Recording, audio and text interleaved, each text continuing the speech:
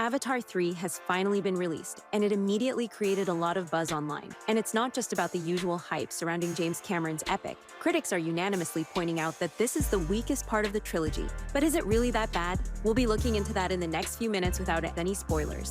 And in the second half of the video, we'll discuss the plot of the upcoming installments and the ending, which now seems obvious. So make yourselves comfortable. We're getting started. Right off the bat, let's note that Avatar has never been a film with a convoluted plot. It's a quite predictable story about duty, love, and choice set against the incredible backdrop of Pandora. After the first movie came out, many claimed that Cameron had simply adapted the Disney animated film Pocahontas and placed the characters on another planet. However, the director never really tried to hide it. However, the distinguishing feature of his project was its cutting-edge graphics. The screenplay for Avatar was written in the early 90s, but at the time, the technical capability to realize it didn't exist. After the release of The Lord of the Rings, in which Andy Serkis played Gollum, and graphics were later overlaid onto his performance, the decision was made to start filming. That's why the story of Avatar was quite simple, but thanks to its imagery and visual effects, the film became a phenomenon, and many people went to see it in theaters several times. This wow effect secured a gigantic box office and a virtually unlimited budget for future sequels.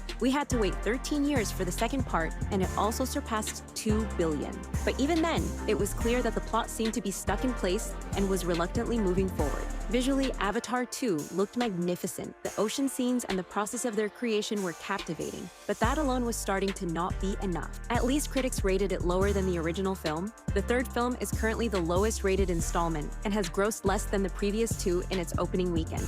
With a budget of around $800 million, including marketing, it needs to gross at least $1 billion just to break even. However, few doubt that it will succeed. Flame and Ash is still one of the most beautiful and technologically advanced projects to date. In this regard, there are perhaps no questions about it at all. However, there hasn't been a groundbreaking leap compared to the previous installment. Because of this, many critics are complaining about the lack of a wow effect, and Pandora at times looks almost cartoonish. After watching the film, one can only partially agree with this statement. Avatar 3 is visually stunning, so it is highly recommended to watch it strictly on the big screen, or at least wait for the official digital release so as not to spoil the experience with the people's cinema, if you know what we mean. The environments, new types of creatures, and the Ash Clan look excellent, and the fight scenes have become much grander in scale. Where the critics are right is that there is no tangible leap in the graphics. But to be honest, it's hard to even imagine what could be done better. So, in terms of perception, Cameron delivered what you might call proven quality and one of the most beautiful projects of recent years. However, what is really palpable is the self-repetition.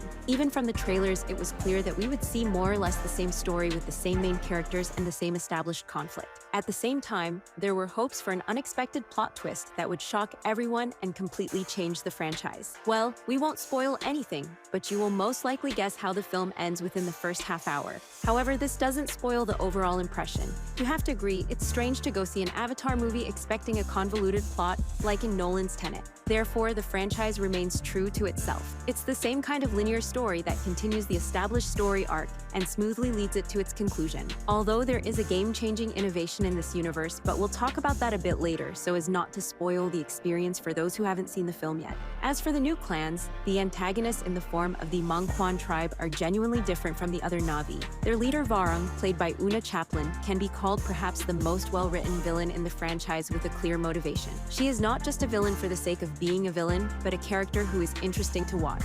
Although by the finale her storyline noticeably sagged. Meanwhile, the Wind Traders appear for an incomparably short amount of time, making them quickly forgettable. But where Flame and Ash truly succeeds is in its action scenes. The scale, the number of participating characters, creatures, and machinery, the battles in the sky, on land, and in the air, the amount of explosions and fire. Cameron really squeezed the maximum out of the invested funds. Additionally, there are noticeably more first-person shots, which add dynamism and bring to mind an emotional thrill ride. All in all, the film can by no means be called a failure. Critics continue to look for drama, global themes, and pressing contemporary issues in everything. But Avatar is first and foremost the personal story of the Sully family, which unfolds against a stunningly beautiful backdrop. And it is undoubtedly one of those films that movie theaters exist for. And judging by audience scores, the third installment is doing just fine, and it's on the same wavelength as its audience. As for whether you liked Flame and Ash, or if it's time to end the franchise here, we invite you to discuss it in the comments. We, in the meantime, are smoothly transitioning to a breakdown of the ending and that very plot twist that changed the rules of the game. If you recall, James Cameron stated not long ago that he wasn't sure if there would be a fourth and fifth part. The director is avoiding direct answers about a continuation for now, assuring that much will become known based on the box office results. Just in case, he even noted that Avatar 3 has a logical conclusion, and if it comes to it, the franchise will end there. Well, in that regard, the film's finale does indeed seem fitting. It not only concludes most of the storylines, but also draws parallels with the first movie. Spider becomes one of the Na'vi. Neytiri accepts him as a son. Kiri discovers her origin, and all the deceased characters from the previous films meet in the final scene. That is, a final period has truly been placed. The only storyline that remained unresolved is Spider's new status.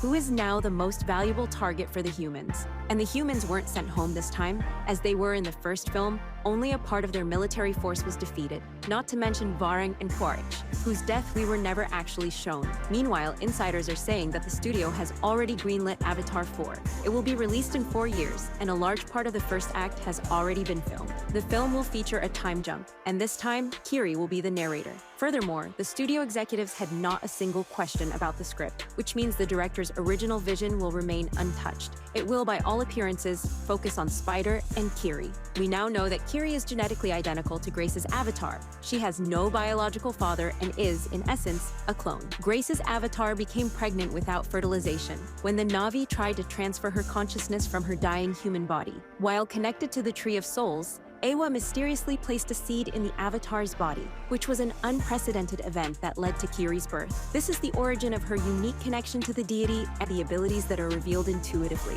She was able to change Spider's DNA structure, giving him the ability to breathe on Pandora. Thus, Kiri essentially becomes the chosen one who embodies the power of Eywa. And in the future, it is she who will play the decisive role in the fight for the planet. And the fight, by the way, will continue. Only now the humans' focus will shift towards Spider. His newfound ability could give humans the chance to roam Pandora freely and begin a global expansion. Several years ago, it was announced that Michelle Yeoh would join the cast for the 4th and 5th films. Little is known about her role so far, except that she will play not a Na'vi, but a scientist from Earth.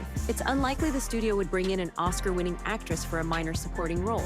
Therefore, considering Spider's value and his new ability, it is most likely Michelle Yeoh's character who will be able to unravel it and adapt it for humans. This will form the basis of the 4th film, when the humans return to the planet in 8 years with new strength. By the end of the film, humans will be able to breathe freely, which will lead to the central conflict of the 5th film. Previously, information leaked online suggesting that the events of the final installment would involve a fight for Earth. But what if the context for this was different? Thanks to the ability to breathe on Pandora, humans will be able to send entire colonies there. And the conflict will be centered around humans and Na'vi on Pandora. Supporting this is the fact that the Na'vi have no spaceships for traveling to another planet. Besides, the director has invested too much in developing and detailing the features of Pandora to just abandon it and move to a dying Earth. And as we know, the confrontation between natives and invaders and the ability to find a compromise for coexistence runs like a common thread through the history of America's formation. And that, well, fits very neatly into the story of Avatar. On top of all that, even Jake is originally human, not to mention Spider, who was able to transform and become Na'vi, as well as Kiri, who has human roots and has become almost a deity. Therefore, to conclude the overarching plot of the franchise, with humans coexisting with the Na'vi and the flora and fauna of Pandora, is actually very logical. And after that, Cameron washes his hands of it, and the announced 6th and 7th installments will be created without his direct involvement. Of course, for that to happen, the 3rd and subsequent films need to prove they are still a hit with audiences and can rake in a huge box office. So we wait with bated breath and keep an eye on the box office numbers. Christmas, New Year's, and holidays in various countries are ahead, so the film has a chance. Don't forget to share your opinion of the film in the comments if you've already seen it. But that's all from us for now. Until next time, friends.